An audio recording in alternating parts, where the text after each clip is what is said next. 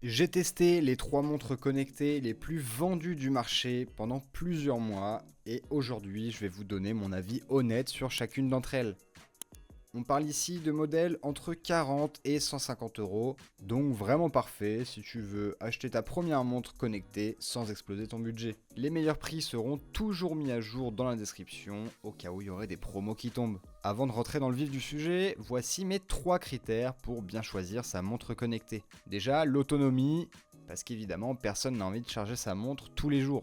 Numéro 2, la précision du suivi, surtout si tu comptes sur elle pour le sport ou la santé. Et en dernier, l'écosystème, c'est-à-dire est-ce que ça marche bien avec ton téléphone et tes autres applications. On commence avec la Xiaomi Redmi Watch 5 Active à environ 40 euros. Celle-là, c'est celle qui m'a le plus surpris niveau rapport qualité-prix. Elle embarque un grand écran AMOLED de 2 pouces et franchement pour ce prix-là, c'est carrément généreux.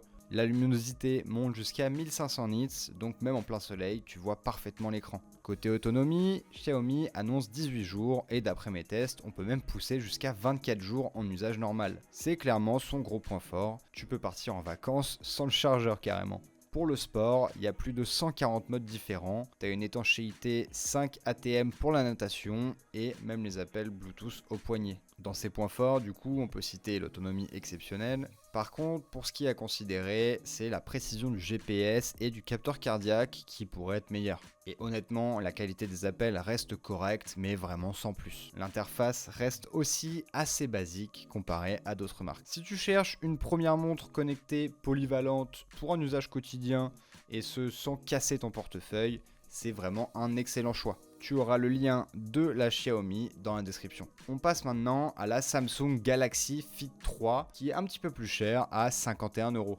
Samsung a vraiment soigné le design avec son écran AMOLED incurvé et son boîtier en aluminium. Elle est ultra légère au poignet, t'oublies presque que tu la portes carrément. Par contre ici l'autonomie descend à 13 jours. Ça reste ultra correct, mais c'est beaucoup moins impressionnant que la Xiaomi. Par contre, la charge rapide compense. Ça te fait 65% en 30 minutes seulement. C'est un gros plus si tu as un smartphone Android et encore plus si c'est un Samsung. L'intégration avec Samsung Health est parfaite.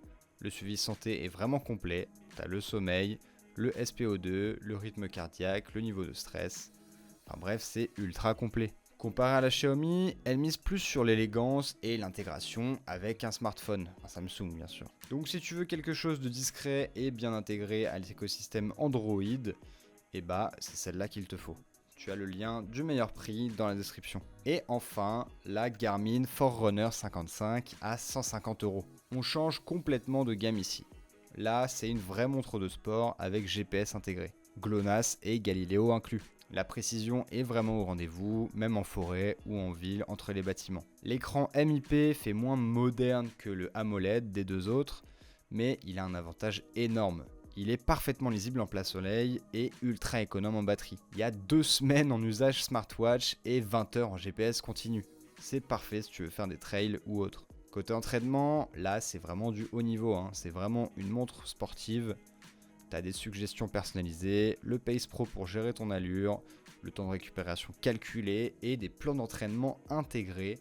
Donc si tu prépares un semi-marathon ou une autre compétition sportive, ça va vraiment devenir ton meilleur allié. Dans les points à considérer, il n'y a pas de musique intégrée, il n'y a pas de paiement sans contact et les modes musculation sont un peu limités. Tu es vraiment plus orienté cardio. Après, voilà, c'est vraiment une montre de sport. Contrairement aux deux autres, elle vise clairement les sportifs sérieux. Si tu cours régulièrement et que tu veux progresser, les 100 euros de plus sont carrément justifiés. Sinon, tu paieras tout simplement pour des fonctions que tu n'utiliseras pas. Personnellement, si je devais en garder qu'une, ça serait probablement la Xiaomi pour son rapport qualité-prix exceptionnel.